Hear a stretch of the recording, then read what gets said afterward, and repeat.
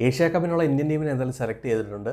BCCക്ക് എന്തായാലും പ്ലാൻ വ്യക്തമായിരുന്നു. അവരെന്തായാലും ഫ്യൂച്ചറാണ് നോക്കുന്നത്. ഇതിൽ നിന്ന് ഒരു കാര്യം എന്തായാലും മനസ്സിലായി, ഇന്ത്യയുടെ ഫ്യൂച്ചർ ക്യാപ്റ്റൻ ശുഭ്മൻ ഗിൽ ആയിരിക്കും എന്നുള്ള കാര്യത്തിൽ. ഇപ്പോൾ നോക്കുകയാണെങ്കിൽ ODIയിൽ വൈസ് ക്യാപ്റ്റനാണ്, T20 വൈസ് ക്യാപ്റ്റനാണ്, ടെസ്റ്റിൽ ആൾറെഡി ക്യാപ്റ്റനാണ്. താമസിയാതെ തന്നെ ഇന്ത്യയുടെ 3 ഫോർമാറ്റിൻ്റെയും ക്യാപ്റ്റനായിട്ട് ശുഭ്മൻ ഗിൽ മാറുന്ന കാര്യത്തിൽ ഒരു സംശയമില്ല. കാരണം സൂര്യകുമാർ യാദവ് ഏകദേശം 34-35 വയസ്സോളം ആയിട്ടുണ്ട്.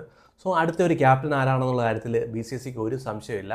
ഇന്ത്യയുടെ 3 ഫോർമാറ്റ് താമസിക്കാതെ തന്നെ ശുഭ്മൻ ഗിൽ എന്ന ക്യാപ്റ്റൻ നമുക്ക് കാണാൻ കഴിയും. ശുഭ്മൻ ഗിൽ എറ സ്റ്റാർട്ട് ആയെന്നുള്ള കാര്യത്തിൽ ഒരു സംശയമില്ല ആർക്കും. നമ്മളെല്ലാവരും പ്രതീക്ഷിച്ചു ഏഷ്യ കപ്പ് അല്ല, WTC ഫൈനലായിരിക്കും BCC പ്രധാനം കൊടുക്കുന്നത്. കാരണം ഏഷ്യ കപ്പ് കഴിഞ്ഞ് കേവലം 5 ദിവസത്തെ ഗ്യാപ്പേ ഉള്ളൂ വെസ്റ്റ് ഇൻഡീസുമായിട്ടുള്ള ടെസ്റ്റ് സീരീസ് ആരംഭിക്കാൻ. പെട്ടെന്ന് വൈറ്റ് ബോളിൽ നിന്ന് റെഡ് ബോളിലോട്ട് മാറുമെന്ന് വെച്ചാൽ അത്ര എളുപ്പമുള്ള കാര്യമല്ല.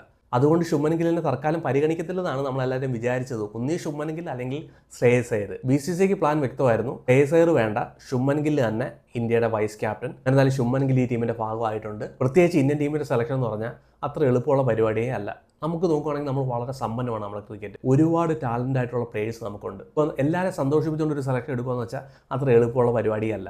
എല്ലാ പ്രാവശ്യവും ഇന്നലകളാണെങ്കിലും നാളെ ആണെങ്കിലും സെലക്ഷൻ കഴിയുമ്പോഴത്തേന് കുറച്ച് പേർക്ക് സന്തോഷം, കുറച്ച് പേർക്ക് നിരാശ നൽകുന്ന ഒരു സെലക്ഷൻ തന്നെയാണ് നടക്കാൻ പോകുന്നത്. അതിനി ഫ്യൂച്ചറിലും അങ്ങനെ തന്നെ നടക്കത്തുള്ളൂ, നാളുകളിലും അങ്ങനെ തന്നെ നടക്കാനുള്ള ചാൻസ് കൂടുതലായിട്ട്. എന്നാൽ ചില പ്ലേയേഴ്സിനെയൊക്കെ ടീമിലേക്ക് എടുക്കേണ്ടതായിരുന്ന കാര്യത്തിൽ ഒരു സംശയമില്ല. പ്രത്യേകിച്ച് ശ്രേയസ് അയ്യർ, ജയ്സ്വാൾ, സുന്ദർ, രവി ബിഷ്ണോയി, മുഹമ്മദ് ഷാമി.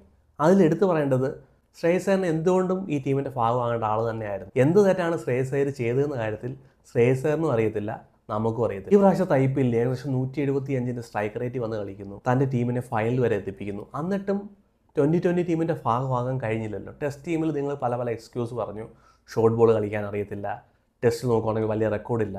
എന്നാൽ 2020 മാറ്റി നിർത്താനുള്ള കാരണം എന്താണെന്ന് ആർക്കും അറിയത്തില്ല. പ്രത്യേകിച്ച് ദുബായിലെ ഒരു പിച്ചിൽ ചാമ്പ്യൻസ് ട്രോഫിയിൽ നല്ലൊരു പ്രകടനം കാഴ്ചവെച്ച ശ്രേയസ് അയ്യർ. അതുപോലെ തന്നെ നോക്കുകയാണെങ്കിൽ KL രാഹുലും വിരാട് കോഹ്ലി ഇല്ല. ഒരു എക്സ്പീരിയൻസ് ആയിട്ടുള്ള ഒരു പ്ലെയർ, പ്രത്യേകിച്ച് ഒരു പാർട്ണർഷിപ്പ് ബിൽഡ് ചെയ്യാനോ അതിവേഗത്തിൽ സ്കോറിനെ കൺവേർട്ട് ചെയ്യാനോ കഴിയുന്ന ഒരു പ്ലെയറാണ്. പ്രത്യേകിച്ച് സ്പിന്നർക്കെതിരെ നല്ല റെക്കോർഡുള്ള ഒരു പ്ലെയറാണ്. ദുബായിലെ പിച്ച് നമുക്കറിയാം, ഒരു സ്പിന്നിന് ഫ്രണ്ട്ലി ആയിട്ടുള്ളൊരു പിച്ചാണ്. സോ അവിടെ എന്തുകൊണ്ട് ശ്രേയസ് അയ്യർ വേണമായിരുന്നു. ചീഫ് സെലക്ടർ അജിത് അഗാകർ മീഡിയയോട് ചോദിക്കുക, നിങ്ങൾ പറ ആരെ മാറ്റിയിട്ട് ഞങ്ങൾ ശ്രേയസ് അയ്യറിനെ കൊണ്ടുവരും. സെലക്ടർക്ക് അറിയത്തില്ലെങ്കിൽ ഞാൻ പറഞ്ഞുതരാം, റിങ്കുവിനെ മാറ്റിയിട്ട് ഈ പ്രാവശ്യം അയ്യറിനെ ഒന്ന് കൊണ്ടുവരാമായിരുന്നു. റിങ്കു പ്ലേയിങ് 11ൻ്റെ ഭാഗമായിട്ട് ഉണ്ടാകുമെന്ന് തന്നെ സംശയമാണ്. IPL വലിയൊരു പ്രകടനം കാഴ്ചവെച്ചിട്ടില്ല. ഇന്റർനാഷണൽ മത്സരത്തിൽ നോക്കുവാണെങ്കിലും സൗത്ത് ആഫ്രിക്കയ്ക്കെതിരെ ആയാലും ഇംഗ്ലണ്ടിനെതിരെ ആയാലും വലിയൊരു പെർഫോമൻസ് റിങ്കുവിന് കാഴ്ചവെക്കാൻ കഴിഞ്ഞില്ല. ശ്രേയസ് അയ്യറിനെ ഇവർ പരിഗണിക്കുന്നില്ല. ജയ്സ്വാൾ കളിക്കുന്നുള്ള കാര്യത്തിൽ ഏകദേശം ഉറപ്പായിരുന്നു. ജയ്സ്വാളിനോട് ആൾറെഡി പറഞ്ഞിട്ടുണ്ട് റെഡ് ബോളിൽ ഫോക്കസ് ചെയ്യാൻ. എന്താണ് ഫോക്കസ് ചെയ്യേണ്ടതെന്ന് അറിയത്തില്ല. ശുഭ്മൻ ഗിൽ എന്നൊരു ക്യാപ്റ്റൻ ഫോക്കസ് ചെയ്യുന്നില്ല, പിന്നെ ജയ്സ്വാൾ എന്താണ് ഫോക്കസ് ചെയ്യേണ്ടത്? സോ ജയ്സ്വാൾ വരാനിരിക്കാനുള്ള തടസ്സം നമുക്കറിയാം. അഭിഷേക് ശർമ്മയാണ്, സഞ്ജു സാംസൺ അവിടെ ഉണ്ട്, അതുപോലെ തന്നെ ശുഭ്മൻ ഗില്ലും ഉണ്ട്. സോ ഇവരെയൊക്കെ മാറ്റി നിർത്തിയിട്ട് ജയ്സ്വാളിന് പിന്നെ തിരിച്ചു വരുമെന്ന് വെച്ചാൽ അത്ര എളുപ്പമുള്ള പരിപാടിയല്ല. സ്ട്രൈക്ക് റേറ്റ് നോക്കുവാണെങ്കിൽ ബെറ്ററാണ് ശുഭ്മൻ ഗില്ലിനെ കാട്ടി. ഏകദേശം 160 സ്ട്രൈക്ക് റേറ്റ് ഉള്ളൊരു പ്ലെയറാണ് ജയ്സ്വാൾ. സോ ജയ്സ്വാളിനെ സംബന്ധിച്ചിടത്തോളം വെയിറ്റ് ചെയ്യേണ്ടതായിട്ട് വരും. ടീം സെലക്ഷൻ നോക്കുവാണെങ്കിൽ നല്ലൊരു ടീം സെലക്ഷൻ തന്നെയാണ്. പക്ഷേ ശുഭ്മൻ ഗിൽ ടീമിലേക്ക് വരുമ്പോഴത്തേന് പ്ലേയിങ് 11ൽ നല്ല മാറ്റം ഉണ്ടാകാനുള്ള ചാൻസ് ഉണ്ട്. First of all Shubman Gill open ചെയ്യുവാണെങ്കിൽ സഞ്ജു സാംസൺ ഏത് പൊസിഷനിൽ കളിക്കും? നമ്പർ 3 കളിക്കൂ, അതോ നമ്പർ 6 കളിക്കൂ? അതോ ശുഭ്മൻ ഗിൽ നമ്പർ 3 കളിക്കുവാണെങ്കിൽ തിലക് വർമ്മ ഏത് പൊസിഷനിൽ കളിക്കും? നമ്പർ 4 കളിക്കൂ. തിലക് വർമ്മ നമ്പർ 4 കളിക്കുവാണെങ്കിൽ സൂര്യകുമാർ യാദവ് നമ്പർ 5 കളിക്കാൻ പറ്റുമോ? അങ്ങനെ ഒരു കാര്യത്തിൽ സംശയമുണ്ട്. പിന്നെ ശിവൻ ദുബൈക്ക് നമ്പർ 6 നമ്പർ 7 കളിക്കാൻ പറ്റുമോ? രണ്ടുപേരുടെ കാര്യത്തിൽ എനിക്ക് തോന്നുന്നു സംശയമാണ്. ഒന്നീ തിലക് വർമ്മ അല്ലെങ്കിൽ സഞ്ജു സാംസൺ പുറത്തിരിക്കേണ്ടതായിട്ട് വരുമെന്നാണ് തോന്നുന്നത്. ഇനി തിലക് വർമ്മയാണോ സഞ്ജു സാംസൺ ആണോ എന്ന കാര്യത്തിൽ എനിക്കറിയത്തില്ല. സഞ്ജു സാംസൺ നമ്പർ 6 കളിക്കാൻ പറ്റുമോ? പക്ഷേ നമ്പർ 6 കളിക്കാൻ പറ്റുന്ന ജിതീഷ് ശർമ്മ ഒരു ടീമിന്റെ ഭാഗമായിട്ടുണ്ട്. തിലക് വർമ്മയ്ക്ക് മാക്സിമം നമ്പർ 4 കളിക്കാൻ. നമ്പർ 4 കളിക്കുകയാണെങ്കിൽ സൂര്യകുമാർ യാദവ് എന്തോ നമ്പർ 5 കളിക്കും. അപ്പോൾ എനിക്ക് തോന്നുന്നു തിലക് വർമ്മയോ അല്ലെങ്കിൽ സഞ്ജു സാംസൺ ഇവർ ആരെങ്കിലും ഒരാൾ പുറത്തേക്ക് പോകും. മുംബൈ ഇന്ത്യൻസിന്റെ പ്ലെയറായ സൂര്യകുമാർ യാദവ് തിലക് വർമ്മ എന്ന മുംബൈ ഇന്ത്യൻസിന്റെ പ്ലെയറിനെ പുറത്തിരുത്തുമെന്ന് നമുക്ക് കണ്ടറിയാം. പിന്നെ സൂര്യകുമാർ യാദവ് തന്നെയാണ് ടീമിന്റെ ക്യാപ്റ്റൻ. അതിനകത്ത് BCCക്ക് ഒരു സംശയമില്ല തൽക്കാലത്തേക്ക്. സംശയിക്കേണ്ട കാര്യമില്ല. 22 കളിയിൽ നിന്ന് 17 കളി ടീമിനെ വിജയിപ്പിച്ചിട്ടുള്ള ക്യാപ്റ്റനാണ്. നോക്കുവാണെങ്കിൽ കൂളായിട്ടുള്ളൊരു ക്യാപ്റ്റൻ. കളിച്ച കളിയിലെല്ലാം ടീമിനെ വിജയിപ്പിക്കാൻ കഴിഞ്ഞിട്ടുണ്ട്. മിക്കുള്ള സീരീസ് തൂക്കാൻ പറ്റിയിട്ടുണ്ട്. സൗത്ത് ആഫ്രിക്കയെ പോയി വിജയിക്കാൻ കഴിഞ്ഞു. ഇംഗ്ലണ്ട് ബാസ്ബോൾ എന്ന് പറഞ്ഞ് ഇന്ത്യയിലേക്ക് വന്നപ്പോഴത്തേന് അവരെ അടിച്ചോടിക്കാൻ കഴിഞ്ഞു. നല്ലൊരു ക്യാപ്റ്റൻ മെറ്റീരിയൽ തന്നെയാണ് സൂര്യകുമാർ യാദവ് എന്നൊരു കാര്യത്തിൽ ഒരു സംശയമില്ല. അപ്പോൾ എനിക്ക് തോന്നുന്നു 2026 വേൾഡ് കപ്പ് വരെ സൂര്യകുമാർ യാദവ് ഇന്ത്യയുടെ 2020 ക്യാപ്റ്റൻ ആയിരിക്കും എന്ന കാര്യത്തിൽ വലിയ സംശയമൊന്നുമില്ല. അതുപോലെ നല്ലൊരു പ്രകടനമായിരുന്നു IPL കാഴ്ചവെച്ചത്. കളിച്ച എല്ലാ കളിയിലും 25 റൺസിന് മേളിൽ സ്കോർ ചെയ്യാൻ കഴിഞ്ഞു കേട്ടോ സൂര്യകുമാർ. ക്യാപ്റ്റൻ മെറ്റീരിയൽ തന്നെയാണ്, ഒരു കൂളായിട്ടൊരു ക്യാപ്റ്റനാണ്. പിന്നെ അക്ഷർ പട്ടേലായിരുന്നു ഇന്ത്യയുടെ വൈസ് ക്യാപ്റ്റൻ ഗില്ല് വരുന്നതിന് മുമ്പ്. അപ്പോൾ അക്ഷർ പട്ടേൽ വിചാരിക്കും ഞാൻ എന്ത് തെറ്റാ ചെയ്തതെന്ന്. നീ ഒരു തെറ്റും ചെയ്തിട്ടില്ല, നീ ഹാർദിക് പാണ്ഡ്യയോട് പോയി ചോദിച്ചാൽ മതി. ഇവിടെ ഇങ്ങനെയൊക്കെയാണ് കാര്യങ്ങൾ നടക്കുന്നത്. ഇന്ത്യയുടെ ഫ്യൂച്ചർ ക്യാപ്റ്റൻ എന്ന് പറഞ്ഞ് എല്ലാവരും പുകഴ്ത്തി പാടിയ ഒരു വ്യക്തിയാണ് ഹാർദിക് പാണ്ഡ്യ. ഇന്ന് ക്യാപ്റ്റനും അല്ല, വൈസ് ക്യാപ്റ്റനും അല്ല, ജസ്റ്റ് ഒരു ഓൾറൗണ്ടറായിട്ട് മാത്രം കളിക്കുന്നു. അത്രമാത്രം നീ കണ്ടാൽ മതി അക്ഷർ പട്ടേൽ. ഇന്ന് നോക്കുവാണെങ്കിൽ 3 ഓൾറൗണ്ടർമാരുമായിട്ടാണ് പോകുന്നത്. ഹാർദിക് പാണ്ഡ്യ, അക്ഷർ പട്ടേൽ, ശിവൻ ദുബെ. നോക്കുവാണെങ്കിൽ നല്ല സെലക്ഷൻ തന്നെ, നമുക്ക് ആ കാര്യത്തിൽ ഒരു സംശയമില്ല. പ്രത്യേകിച്ച് ഹാർദിക് പാണ്ഡ്യ. ദുബായിലെ പിച്ച് നോക്കുവാണെങ്കിൽ ഹാർദിക് പാണ്ഡ്യയുടെ ബോളിംഗ് വളരെ എഫക്റ്റീവ് ആയിരിക്കും. പ്രത്യേകിച്ച് കട്ടേഴ്സൊക്കെ എറിയാൻ കഴിവുള്ള ഒരു ബോളറാണ്. ആ ഒരു സ്ലോയിഷ് ആയിട്ടുള്ള ഒരു പിച്ചിൽ നല്ല ഒരു പെർഫോമൻസ് കാഴ്ചവെക്കാൻ കഴിയുന്ന കാര്യത്തിൽ ഒരു സംശയമില്ല. നമ്മൾ കണ്ടതാണ് ആസ്ട്രേലിയക്കെതിരെ ആദം സാംബയൊക്കെ തൂക്കി വെച്ച് അടിച്ചാടി. സോ സ്പിന്നർമാർക്ക് ബെനിഫിറ്റ് കിട്ടുന്ന ഒരു പിച്ചിൽ ഹാർദിക് പാണ്ഡ്യയുടെ റോൾ വളരെ നിർണായകമായിരിക്കും ബാറ്റിങ്ങിലും ബോളിങ്ങിലും. ഹാർദിക് പാണ്ഡ്യ തന്നെ ആയിരിക്കും ഇന്ത്യയുടെ 3ാമത്തെ ഫാസ്റ്റ് ബോളർ. ബുംറ, അർഷ്ദീപ്, ഹാർദിക് പാണ്ഡ്യ ആയിരിക്കും ബോൾ ചെയ്യാൻ ചാൻസ് കൂടുതൽ. പിന്നെ അക്ഷർ പട്ടേൽ നല്ലൊരു ഓപ്ഷൻ തന്നെയാണ്. ഒരു ഫിംഗർ സ്പിന്നറാണ്. നമ്പർ 7 നമ്പർ 8 വന്ന് ഫിനിഷ് ചെയ്യാൻ കഴിവുള്ള ഒരു ബാറ്ററും കൂടെയാണ്. സോ നല്ലൊരു ഓപ്ഷൻ തന്നെയാണ് അക്ഷർ പട്ടേൽ. പിന്നെ ശിവൻ ദുബെ പ്ലേയിങ് 11ൻ്റെ ഭാഗമാവുന്ന കാര്യത്തിൽ അറിയത്തില്ല. എന്നാൽ സ്പിന്നർമാർക്കെതിരെ നല്ലൊരു റെക്കോർഡുള്ളൊരു പ്ലെയറാണ്, നല്ല സ്ട്രൈക്ക് റേറ്റ് ഉള്ളൊരു പ്ലെയറാണ്. അത് തന്നെ ആയിരിക്കും സെലക്ട് ചെയ്യാനുള്ള മെയിൻ കാരണം. IPL നോക്കുവാണെങ്കിൽ വലിയൊരു ബെസ്റ്റ് ഇയർ അല്ലായിരുന്നു 2025. ഒരു തണുത്ത ഒരു ഇയർ ആയിരുന്നു. പക്ഷേ നല്ല റെക്കോർഡുള്ള ഒരു പ്ലെയറാണ്.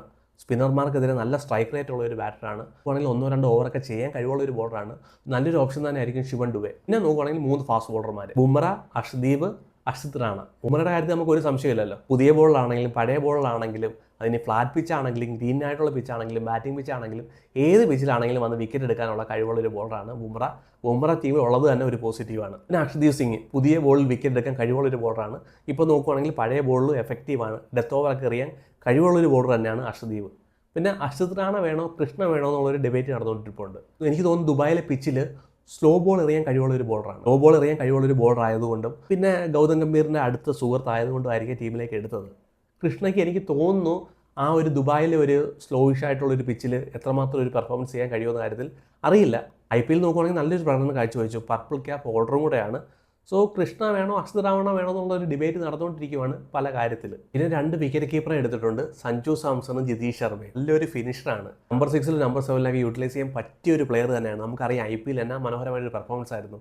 നോക്കൗട്ട് മാച്ചിൽ കാണിച്ച ഒരു പ്രകടനം, RCBയെ പോയിന്റ് ടേബിൾ 1ാം സ്ഥാനത്ത് കൊണ്ടെത്തിക്കാൻ കാഴ്ചവെച്ച ആ ഒരു പ്രകടനം. ഫിനിഷറാണ്. വേണമെന്ന് വെച്ചാൽ ഒരു പാർട്ണർഷിപ്പ് ബിൽഡ് ചെയ്യാനും ഒരു സ്കോറിനെ മുമ്പോട്ട് കൊണ്ടുപോകാനും കഴിയുന്ന ഒരു പ്ലെയർ തന്നെയാണ് ജിതീഷ് ശർമ്മ എന്ന കാര്യത്തിൽ ഒരു സംശയമില്ല. കുൽദീപും വരുൺ ചക്രവർത്തി. നമുക്കറിയാം വരുൺ ചക്രവർത്തി മിസ്റ്ററി സ്പിന്നറാണ്. ഇപ്പോഴും പല ടീമുകളും സ്ട്രഗിൾ ചെയ്യാണ് വരുൺ ചക്രവർത്തിയെ കളിക്കാൻ വേണ്ടി. പ്രത്യേകിച്ച് പാകിസ്ഥാൻ ടീം IPL ഒന്നും കളിക്കാത്ത ടീമാണ്.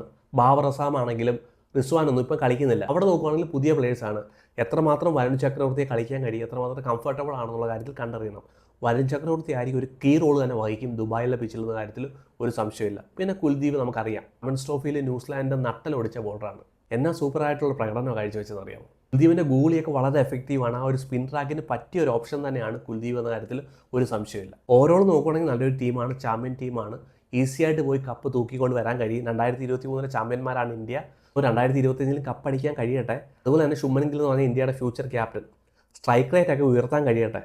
ഇപ്പോഴത്തെ സ്ട്രൈക്ക് റേറ്റിൽ നിന്നും മാറി ഒരു 150 മേളിലോട്ട് കളിക്കാൻ കഴിയട്ടെ. ഗുജറാത്തിൻ്റെ പിച്ചിൽ നിന്ന് മാറി കഴിയുമ്പോഴത്തേന് അല്പം സ്ട്രഗിൾ ചെയ്യുന്ന ഒരു ശുഭ്മൻ ഗില്ലിനെയാണ് നമ്മൾ കാണുന്നത് IPL-നകത്തൊക്കെ. ലോയിഷ് ആയിട്ടുള്ള പിച്ചിലൊക്കെ സ്ട്രഗിൾ ചെയ്യുന്ന ശുഭ്മൻ ഗിൽ ആവാതിരിക്കട്ടെ.